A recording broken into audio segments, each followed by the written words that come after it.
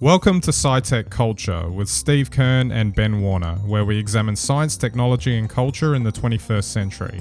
Visit our website at scitechculture.com. Hello everyone, welcome to SciTech Culture, the podcast where we discuss all things science, technology and culture. My name is Ben Warner and I'm joined once again by my good friend and colleague Steve Kern. How are we today, Steve?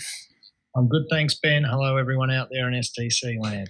Another great weekend. Yeah, absolutely. And it's quite exciting what we're doing today. It's the second attempt at not using Skype. So we're recording this at the moment, not using Skype. We're using something I happened to just come across this morning, believe it or not, called WebRTC. So I encourage everyone to have a look at it. Obviously, we're hoping that we'll get to the end of the episode without any issues, but we've already noticed that there's a fairly significant increase in quality and even just connection issues and etc. And one thing that I'm really appreciating with this at the moment, Steve, is that you know how on Skype you get that slight delay, and it can make the conversation a little awkward because you're just waiting for that little bit of a catch up that you wouldn't get if you're in the same room. But whatever they're doing with their codec here, it seems like it's making it as if we are in the same room. Well, that's right. And it's interesting, we were talking before, this is a Chrome-based application. So who knows, maybe this is Hangouts Mark II. Yeah, well, the fact that it's just running out of a browser and you're just, as long as you got the link to it and you hit accept, you just jump in straight away. We encountered one of the limitations of it, obviously, this morning when we tested a multi-room type user experience, but they obviously haven't got to that yet. But you can easily see that given the simplicity of the interface, that you could have a multiple user hookup with this type of setup. Yeah, it's great. Look, I love it, and I think you'll find that this, probably plugs into a whole range of applications that are soon to be delivered. Just more broadly, this kind of steps away from this idea of using apps, doesn't it? In a way, because you'd traditionally think of doing something like this, even if it was just to call someone to talk to them, that you'd have to do it through an app.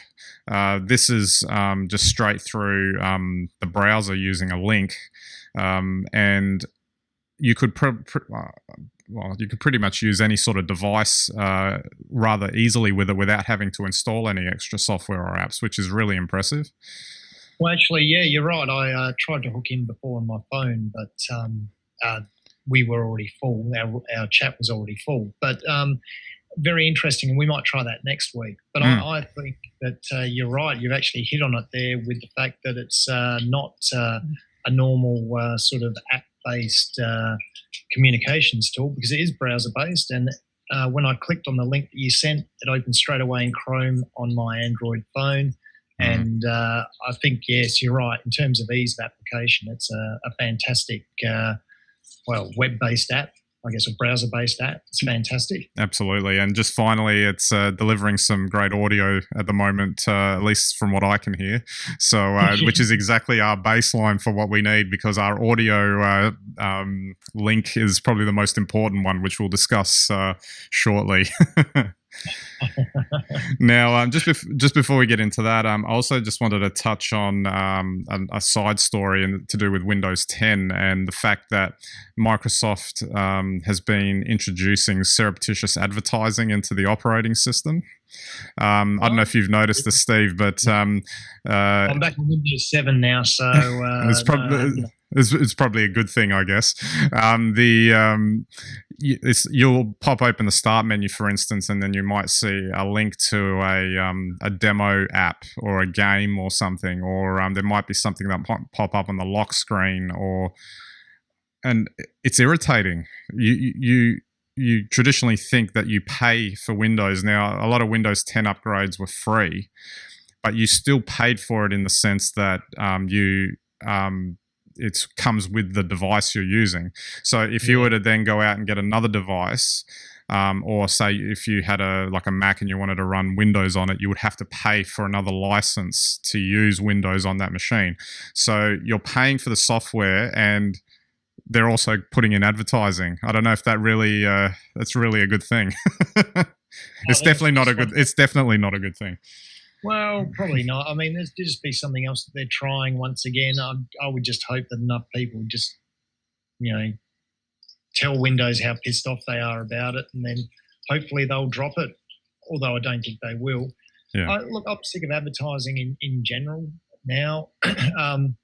I've hardly used any social media this year. That was part of my New Year's resolution. Yeah. What's interesting is now going back onto Facebook, for instance, haven't really kept up with any friends or liked anything that my friends have done or anything like that. And of course, all my friends have disappeared from my feed, but you can be guaranteed that anything that's an ad or boosted appears in my feed. And I just think that that's really, if that's the way things are going, I could just do without it. Yeah, absolutely.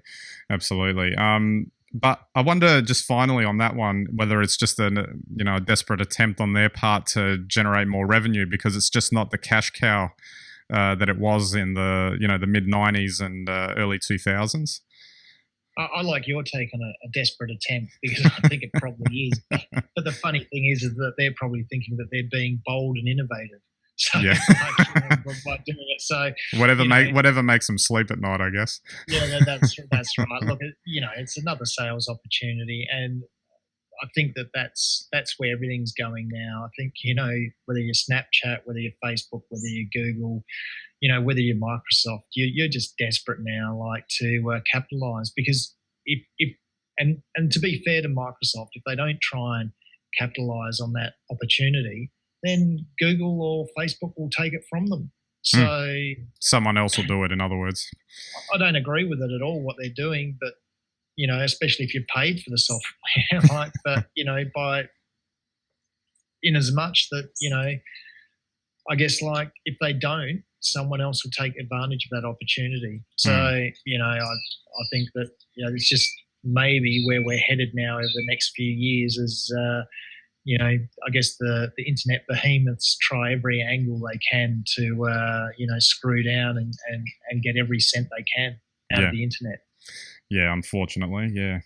All right, we'll move on to our main topic, and it's we've spoken about viral videos in particular, but we're gonna before in a previous episode, but today we're going to talk about what actually makes any sort of content viral, which is a little bit different. And the reason why we're bringing this up is because our server crashed last week, thanks to our episode about Elon Musk coming to the rescue of Adelaide's power grid, and or the power issues in Adelaide. Now, I was perplexed by this. I got notifications on my phone through email, warning your bandwidth is about to be exceeded, and it was only about 24 hours after I'd uploaded the episode. So just to clarify, we've got a couple of different channels where you can see our content, obviously, which we mention at the end of the episode each week, YouTube, Vimeo, etc. But the gold standard for us, really, in terms of traffic content, is actually the MP3.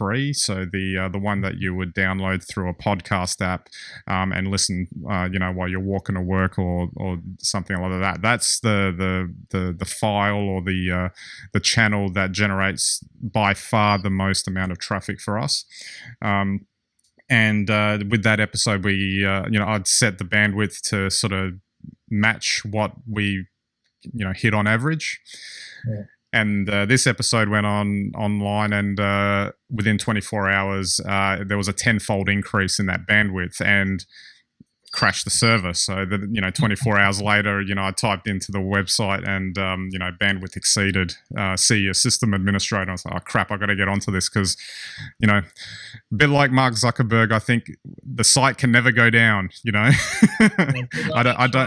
don't like it. So I put it back on and all that, and then now it's just a question of going back and sort of analyzing what made that happen, because we need that to happen more often. That's what you do this sort of thing for, isn't it?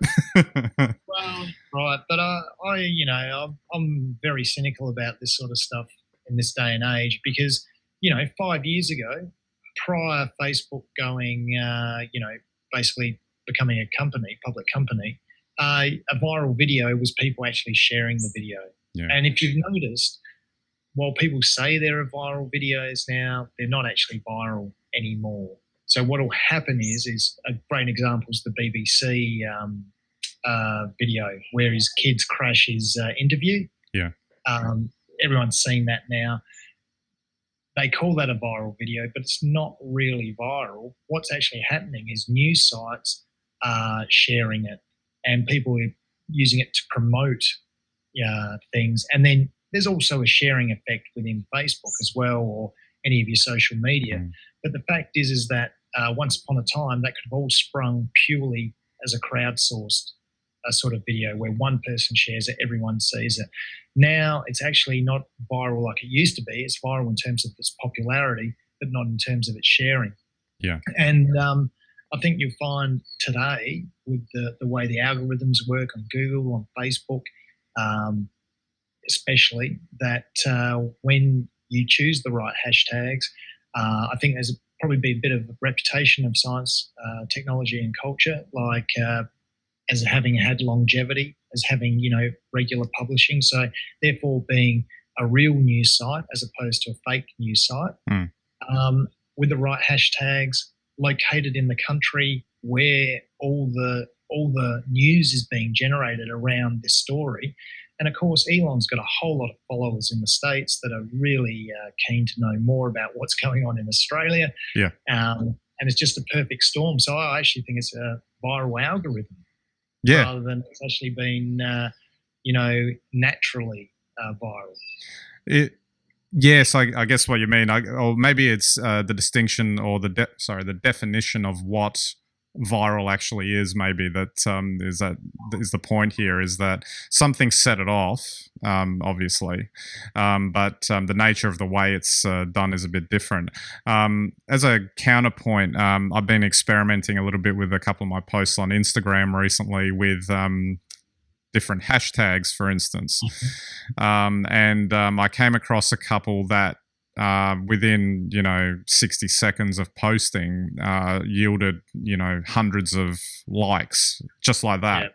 Rather than, and it's not as if the photo was any different, or in the sense that it was in line with the types of shots that I usually take. I couldn't imagine why so many more people would like it compared to another one that was kind of similar, maybe from a month ago or whatever. And it was interesting to watch that just a judicious use of hashtags yielded a far better result in terms of the whole thing spreading. But the interesting thing is that there isn't a flow-on effect from that. So you might get 1,000 people liking your photo, but then they won't follow you necessarily, or they won't go and check out your other photos that you've posted there. That's right. And look, I've heard reports from a friend who's done a lot of boosting on Instagram. One result of his paid for advertising was he had 1 million impressions. But when he actually went to the post itself from his end or from outside, it only had 263 views. So, I'm not sure that these algorithms always match up. I've always been very skeptical of some of the data that Facebook and Google present, and I've been more surprised by the fact that people just accept the data they present. They work in very complicated environments. I'm not suggesting for a minute they're fiddling or diddling any of this data, but I don't think it always matches up. And as you say, all of a sudden, you see this spike apparently in people viewing that image, but it doesn't translate to anything. So what does that actually mean that's happening? Yeah. And I think what's also interesting on that now, we're talking about algorithms and viral or becoming popular. I mean, IBM's Watson has got a tool for following hashtags. I think there was a Twitter plugin, but I think more generally now on the internet can follow hashtags. So our friends at the NSA, Facebook and Google can all follow what you're doing and what's popular by hashtags, which are the way we communicate memes or particular designated thoughts, so that we can collect our thoughts by using a single hashtag. So I can't believe for a second there that those use of hashtags and the actual way in which they contribute to making something searchable really there's not something in that. I think there would be, and I think people are going to use tools like Watson more and more, and it'll become a feedback loop where, it becomes like an echo chamber. Yeah. And particular hashtags will become exceptionally popular very quickly, apparently for no reason, but pretty much just because it's feeding in on itself. It's very interesting. Yeah, absolutely. I just had some final thoughts before we wrap up about this, that compared to how you would produce content before, I think you had more of an understanding of what the audience was. But the audience, when we're making this video right now, we put it online. We don't know who's, well, I mean, you can go in and look at stats of it's coming from this country or that country, but there isn't that tangible feeling of knowing or seeing who's actually watching it, understanding, in that tangible sense. It's just numbers on a, on a web page that you're looking at that'll tell you where it's coming from, and it's a curious beast. And when you factor in that other aspect that I mentioned before about you could get 10 million people looking at, say, this video, but your next week's video might only have 2 views. That is very odd as well, that dynamic that I think maybe traditionally in content production, you would have people sort of checking something out for a while, and if they decided they didn't want to follow it anymore, then it would drop off naturally. But this seems to be, we could be here for, say, another 5 years, and the one in the 5th year could have 1 billion views and make SciTech Culture world famous, for instance. That sort of thing. I don't know if I'm really making a point out of any of that, other than to say that that's all very curious, and it's a bit difficult to get your head around that's how it works. Well, I completely agree with you, and I think it is a bit difficult, and I would be really interested to know if, since Facebook has locked down sharing in the way that they have, whether there have been any new stars, or whether the people that established themselves by 2012, thanks to Facebook, are just holding their ascendancy as a podcast. Because they had that 5 years to build an audience, 5 years to communicate directly with that audience before that was taken away. And further to that as well, I mean, when you say, you're right, we're very thankful for everyone who listens to our podcasts, and we know we've got thousands of people out there that do. But interestingly, we know nothing more about them other than when they choose to comment or interact with us. And it's been said before by others, but wow, I mean, Facebook knows exactly who's interacting with what and what those people do, who they hang out with, and what, basically who they are. I mean, that is an amazing advantage. And these are the sorts of things that I think, when it comes to use of hashtags, sudden visibility, I think there are probably about 4 or 5 triggers in there now that if an algorithm sees, you can go straight to the top in an instant, or conversely, you can be shut down in an instant. So it's really interesting. And both, actually. Yeah, both at the same time. Yeah. And then you can still get an answer that doesn't add up, where you can get a lot of traffic from one angle, but when you look from another angle, there was no traffic at all. And as I say, I think people underestimate how complicated I think the data around the internet is, where you're dealing with entire populations. And I think that people also overestimate how much control there is. I mean, certainly Google and Facebook can set up limits internally and make things occur that they want them to occur, but they still can't really control them.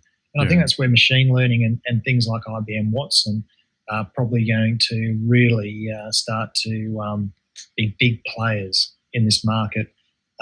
Give it another 2 or 3 years, everyone will need IBM Watson if you're an ultra keen internet marketer, because that'll be the only machine. There'll be others, but that'll be one of the tools that you can use to work out what hashtags you should use and when.